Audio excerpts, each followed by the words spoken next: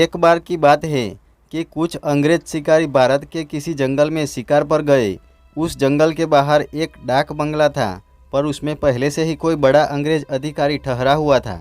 अस्तु इन अंग्रेज शिकारियों को जंगल के बीच बने एक पुराने डाक बंगले में रुकना पड़ा। इस डाक बंगले का रखवाला अपने परिवार के साथ रहता था और डाक बंगले में रुकने वाले लोगों की सेवा करता था। इस रखवाले के परिवार में उसकी बीबी तथा लगभग 14-15 साल की उसकी एकमात्र लड़की थी।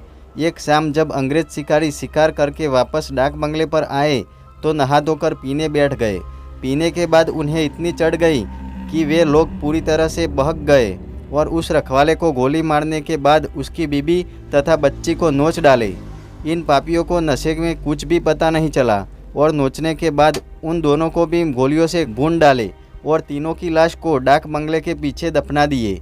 यह बात आई गई रह गई। अंग्रेजों ने फिर कुछ दिन के बाद वहां कैलाश नामक एक नया सेवक रख दिया।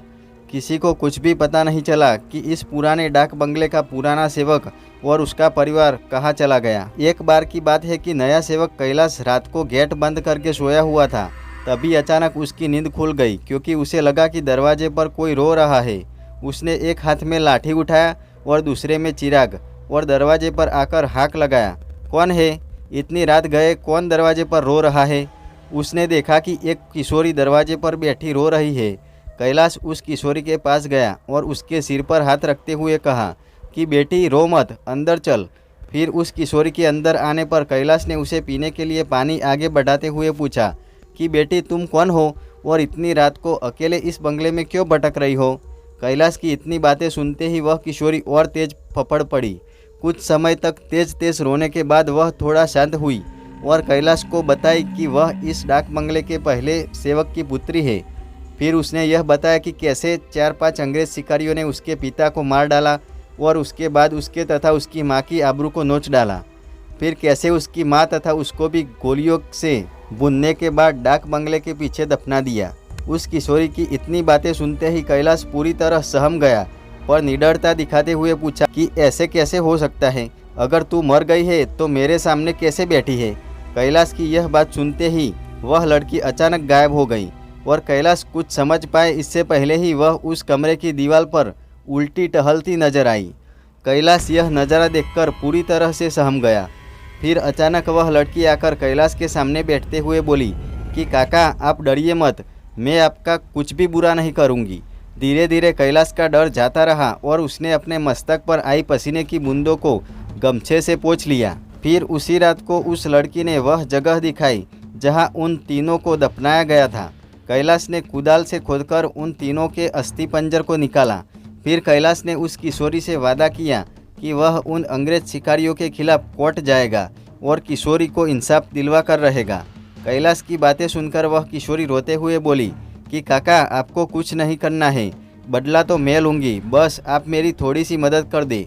फिर क्या, उस किशोरी के बताए अनुसार कैलाश ने बीमारी का बहाना बनाकर उस डाक बंगले की नौकरी छोड़ दी तथा उस किशोरी को किए वादे के अनुसार उस किशोरी के माता पिता की अस्थियों को जला दिया तथा उन दोनों के नाम पर पूजा पाठ भी करवाया। उन दोनों की मुक्ति हो गई, पर लड़की के कहे अनुसार कैलाश ने न लड़की के अस्थि पिंजर को जलाया और न ही उसके क्रियाकर्म के लिए कोई अनुष्ठान पूजा पाठ ही किया, क्योंकि किशोरी ने कहा था कि अगर उसके लिए भी पूजा पाठ हो गई तो वह इस बुद्धि योनि से मुक्त हो जाएगी और फिर उन दरिंदों से बदला नहीं ले पाएगी। समय बीतता गया और अब उस डाक बंगले में कोई नया सेवक आने को भी तैयार नहीं होता, क्योंकि कैलाश वही आसपास मंडराता रहता और नए आने वाले सेवक को बुद्धि कहानी सुनाकर भगा देता। कभी कभी वह किशोरी भी अपनी बुद्धि कारनामे से आने वाले नए सेवक को 9-2-11 कर देती, पर उस बंगले पर शिकारियों का आना कम नहीं हुआ। वे आते और खुद ही अपनी व्यवस्था करते, पर जो अब आता वह वापस नहीं जाता, क्योंकि उस डाक बंगले में ठहरने वाला हर अंग्रेज शिकारी उस लड़की का शिकार हो जाता। कभी कभी तो ऐसा होता कि वह लड़की किसी अंग्रेज शिकारी को अपने लटकों झटकों में फंसाकर उस डाक बंगले में लाती और रात को अपने असली रूप में आ जाती और डराकर उस अंग्रेज को मार डालती और उसका खून पी जाती। यह क्रम चलता रहा और उस डाक बंगले में मरने वाले अंग्रेज शिकारियों की मौत रहस्य ही बनी रही।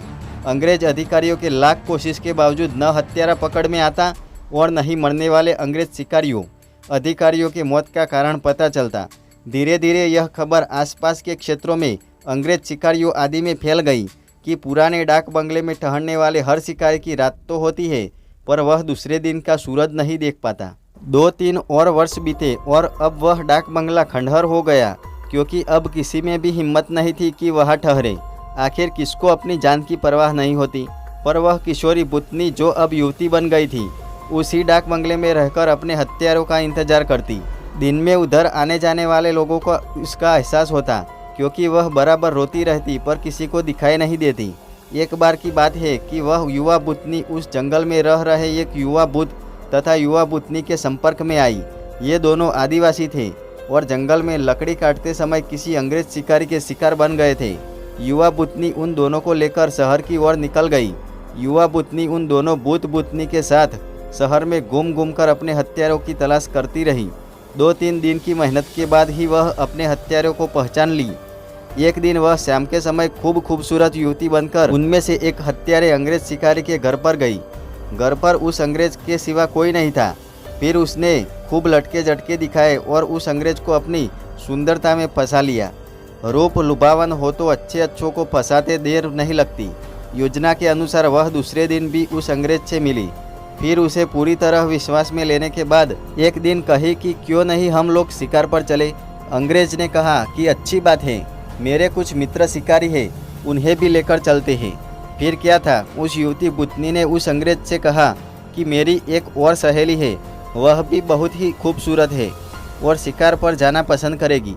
फिर दूसरे दिन उस युवती बुतनी ने अपने साथ आए हुए दूसरी युवा बुतनी से उस अंग्रेज शिकारी को मिलवाया। अब तो अंग्रेज पूरी तरह उस बुतनी के माया जाल रूप जाल में फंस चुका था। एक दिन सुबह सुबह वह अपने उन्हीं पुराने दोस्तों के साथ जंगल की ओर निकल पड़ा। दिन भर शिकार करते रहे और खूब मौज मस्ती भी। शाम होने को आई तो अंग्रेज शिकारियों ने कहा कि अब सूर्य ढलने लगा है, क्यों न हम लोग वापस शहर लौट चले। अंग्रेज की बात सुनकर उस युवा बुतनी ने कहा कि ना, आज रात हम लोग यही ठहर कर जंगल का आनंद उठाते हैं। पर एक अंग्रेज शिकारी ने कहा कि हमने पहले से डाक बंगला तो बुक किया नहीं है, ठहरेंगे कहाँ। फिर क्या था, वह युवा बुतनी मुस्कुराई और बोले कि इसी जंगल में दूसरी ओर मेरे एक मित्र आदिवासी की कुटिया है, हम रात वही बिताएंगे और खूब मौज मस्ती करेंगे। अब हुआ यूँ कि उस युवा बुतनी की योजना के अनुसार देखते ही देखते उसके मित्र युवा बुत ने एक मड़ई तैयार कर ली थी। उसमें ऐशो आराम की सारी चीज़ें भी ला दी थी। उन दोनों युवा बुतनी के साथ ये अंग्रेज उस मड़ई में पहुँचे। इन अंग्रेज शिकारियों को उस मड़ई की दशा देखकर अजीब लगा, क्योंकि उस मड़ई में महलों, बड़े बड़े होटलों जैसी व्यवस्था थी। रात को पार्टी शुरू हुई तथा साथ ही अंग्रेज अधिकारियों की सिट्टी पिट्टी गुम होना ही, क्योंकि पहले तो उन दो युवा पुतनी जो देखने में बहुत खूबसूरत लग रही थी, अचानक बहुत ही डरावनी रूप बना ली। ऐसा रूप जिसे देखते ही अच्छों की पैंट गीली हो जाए। फिर क्या था, उन पुतनियों ने ग्लास में खून भरकर लाकर उन अंग्रेजों को पिलाना शुरू कर दिया। किसी अंग्रेज की हिम्मत ही न थी कि वह ना करे, क्योंकि सबके सब पूरी तरह से डरे हुए थे और काँप रहे थे। अचानक आदिवासी युवा भी विकराल रूप में आ गया और अचानक उछलकर पास के एक मोटे पेड़ की मोटी शाखा को उछलकर इतना जोर से खींचा कि चर की आवाज़ के साथ वह मोटी शाखा टूट गई। उसके बाद वह विकराल भूत उन अंग्रेज शिकारियों में से एक को पकड़कर पैर के नीचे दबाकर देखते ही देखते चीर दिया और उसके खून को पीने लगा। उसका खून पीता देख दोनों बुतनियों ने भी लंबी लंबी विकराल जीभ निकालते हुए खून पीने में उसका साथ देने लगी और साथ ही अपने बड़े बड़े नाखूनों से उसका शरीर जगह जगह से चीरने लगी। उस युवा बुतनी ने तो भयानक आवाज़ निकालते हुए दौड़कर एक दूसरे अंग्रेज शिकारी के पास पहुंची और उसकी आंखों में अपने विकराल भयावह बाले जैसे नखों को डालकर उसकी दोनों आंखें को निकल कर खा गई। इसके बाद उन तीनों बुतनी भूत ने एक एक कर सभी अंग्रेज शिकारियों को मार डाला। दूसरे दिन उन अंग्रेजों की खोज में गए अंग्रेज अधिकारियों को उनकी ऐसी विभत्स लाशें मिली जो देखने में बहुत ही भयावह लग रही थी। उनको ऐसे नोचा गया था कि लगता था कि यह किसी मनुष्य या जानवर का काम ही नहीं हो सकता। कैलाश को तो सब कुछ पता ही था, पर वह किसी को कुछ नहीं बताया। फिर एक दिन समय निकालकर गोपनीय रूप से कैलाश ने उस युवा पुतनी के कंकाल को भी जला दिया तथा उसकी मुक्ति के लिए एक पूजा करवा दी। तो दोस्तों, आपको यह हॉरर स्टोरी कैसी लगी नीचे कमेंट करके ज़रूर बताएं और इसे अपने उन दोस्तों के साथ भी शेयर करें जिन्हें हॉरर स्टोरीज वीडियो पसंद है। अगर आप इसी तरह और भी हॉरर स्टोरीज वीडियोस देखना चाहते हैं तो इस चैनल को सब्सक्राइब करें। Thank you.